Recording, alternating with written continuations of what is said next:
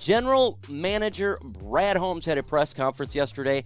A lot to take away in this press conference. So we're going to break it down for you on Lions Nation Unite. I'm going to give you 5 takeaways that I personally took away from it and give you my thoughts and what it means for this franchise now and going forward. But before we get into today's video, if you're not a subscriber, go ahead and hit that subscribe button. Let's get to 4,000 subscribers. Trying to push this channel out there and really give you a different narrative regarding the Detroit Lions. And if you want to see some different representation regarding our team, you want to get this channel flowing. Trust me, a lot of stuff is in the works to get to that next level. But with your help, it can happen sooner rather than later.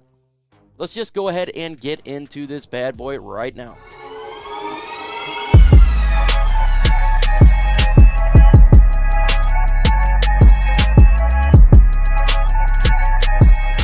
First takeaway is talking about rookie Malcolm Rodriguez. 6th round pick, comes into the Detroit Lions, and he's done a phenomenal job this offseason, especially, again, where he was drafted. Undersized linebacker, wrestling background. Could he translate into the NFL? That was a question. Brad Holmes specifically talked about Malcolm Rodriguez. His initial thought, like I stated multiple times on my personal channel, was it was for him to be a special teams player to really help out on that phase of the football game. But he's exceeded the expectations. Obviously, on defense, started in the 3rd string. Now he's all the way up to the 1st string. It could be starting week 1 versus the Philadelphia Eagles. A lot of quality that he's bringing here to the team. A lot of strength, power, tackling, a different mentality. We've seen it through Hard Knocks as they really showed Rodrigo and featured him quite a bit. With that said, there has been some reservations. Hell, even our linebackers coach, Calvin Shepard, said this. He deserves the attention in a way. But at the same time, I just want to put that out there because I know that narrative is out there right now, and that's a lot to put on a kid, Shepard said.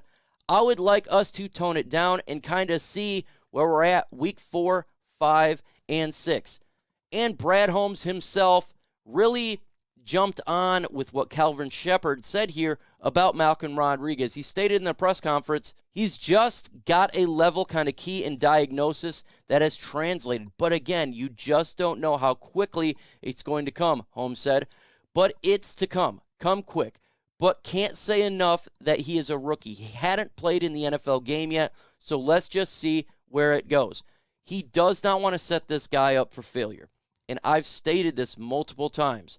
Love the hype, but he is a rookie. He's going to make mistakes. I love what he's doing, absolutely, but if we put on massive expectations for this guy to be the guy week 1, that could hurt his development or at least hurt his perception if he doesn't live up and he makes mistakes.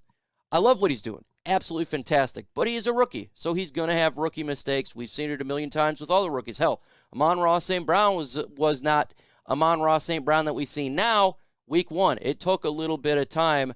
That's going to happen with rookies. So I 100% agree with Brad Holmes on this one, and I appreciate that he told the media that we need to lower the expectations a little bit on this young man. Can't say it enough. I like what he's going on there. You guys got to check out lnushop.com. Sweet freaking gear, sweet shirts, sweet hats. They got all sorts of good stuff. Cups, repping Detroit. You got some more stuff in the works too. Seeing what they're bringing in with new types of shirts is going to be epic when it is released. So you want to go to lnushop.com for freaking good stuff. Let's go ahead and continue regarding something I would say is a little more caution here. And it's talk about drafting injured players. Now, this is something that we've been dealing with here for the Detroit Lions fan base forever. We draft injured players, and they're never on the field to help the team out. I don't like drafting injured players. It's maybe something that we can't really take the risk on because of the talent. Now, they did it with Jamison Williams. I actually think that is something that's not too worrisome. I think he will contribute. They did that with Joshua Pascal. Right now, he hasn't practiced at all. I don't know if it's really a longevity issue with him. That's not really the biggest issue. For me, it was the Levi Onwuzurike pick because, folks, they knew he had back issues and back problems, and he explained, yes, he knew it, but we're going to take him anyways. Someone who has back issues, chronic back issues, it is something that doesn't go away. That's why you see me talking to you right now. No longer in the Army because my body could not sustain it. My back could not do it anymore. That's why I'm sitting in this chair making a video. It is something that generally doesn't get better. It's something you have to deal with day in and day out. And it sucks. And right now, we're seeing that with Levi Onwuzurike, where he hasn't practiced yet. He didn't really do anything last year because he's got these back issues. And this is what he said. Unfortunately, he had to deal with it. But you just don't have a crystal ball yet. Holmes said, when you're not kicking ourselves, Holmes said, we're not saying, oh, we overlooked this or that. It's just things that we were prepared for. So he was prepared for the injuries, but now we're not able to utilize his talent. This is extremely concerning if you ask me. We need to be able to be smarter and draft players that are not injury prone. This is a problem you're going to have. So he needs to correct this issue for the up-and-coming drafts. If you find a player who has chronic spine issues or chronic issues throughout their career, there's a good chance it's going to continue in their NFL career. And we can't make that mistake, especially in the second round. We have second-round issues forever. We got to be smarter than that. If you want to take risk on an injury player, do it in the later rounds, 6th, 7th round. That's when I'll be fine with that one. My takeaway there. Talked about Tim Boyle and David Blau. The reason they re-signed these guys, because they thought they would take that next step. We all watched what Tim Boyle and David Blau did last year. David Blau is kind of shocked that they would think he would take the next step because he's been on this team for a while. It's not like this guy is a rookie. He's actually a veteran. He's been in the NFL for a couple years now, and he has never taken that step. So for him to jump and take that step now just seems kind of illogical. Then Tim Boyle, he has massive accuracy issues. Yes, he can throw the football, but it's hard to just completely change up that. And they had an opportunity to get maybe a late-round quarterback in the draft, and they didn't do it. They had an opportunity to get another quarterback in free agency to back up and learn the playbook throughout this whole offseason. They didn't do it. I think that's a mistake.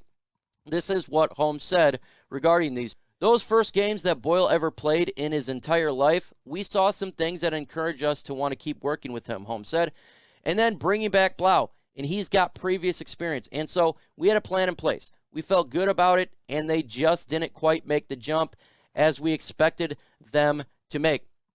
I do appreciate, though, that Brad Holmes didn't stick with it. They let him go. They let them go. You know, they corrected the mistake. But again, we gotta be a little smarter about that. But I do appreciate the fact that they're no longer on this team, and sometimes you just gotta adjust fire. They did that last year with Rashard Perryman, and that's good. They signed him, thought he could work out, and he didn't. And I really appreciate that, even though it hurt us, a little bit of cap money. But in all honesty, I'll take that all freaking day. So that is good. I really do like that.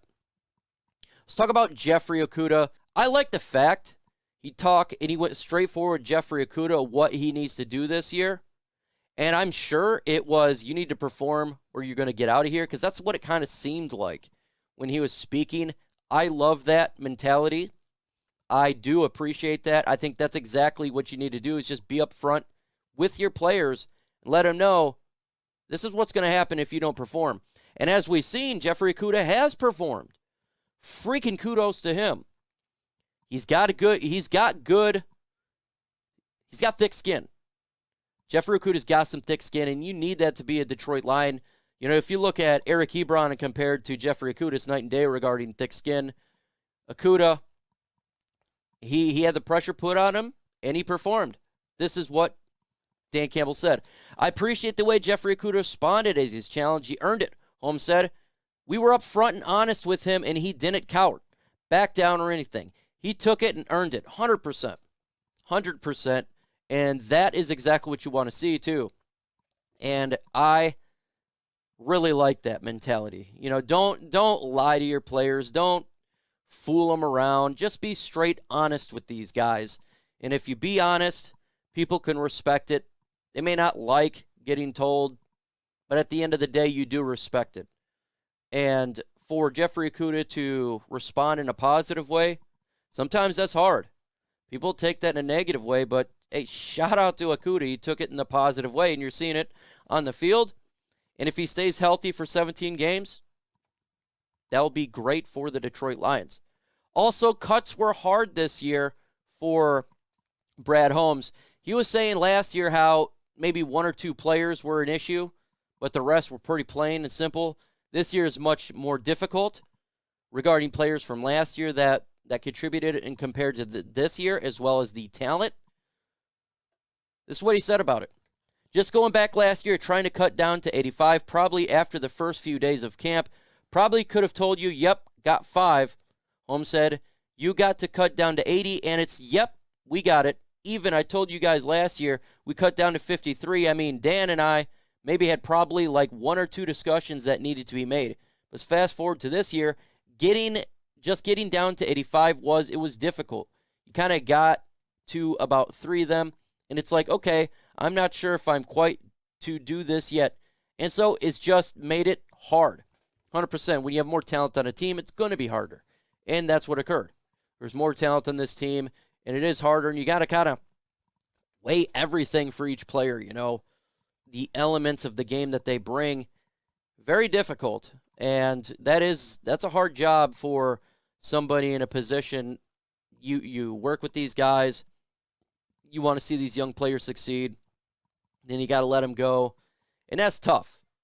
You know, I've been tough on a lot of players, specifically Tim Boyle and, you know, Jared Davis and stuff like that. Not personal at all. I wish him absolutely nothing but the best. Well, even though Jared Davis on the practice squad, but I wish him nothing but their best in their career. It's got to be difficult letting people go. So, that's not something fun to say, hey, you no longer have a job. That's not fun at all. So, 100% get it. Make sure you go ahead and hit that notification bell. Get ready for more videos. Drop one tomorrow. And guess what? It's week 1 starting next week. All content, Lions versus Eagles. With that said, folks, adios.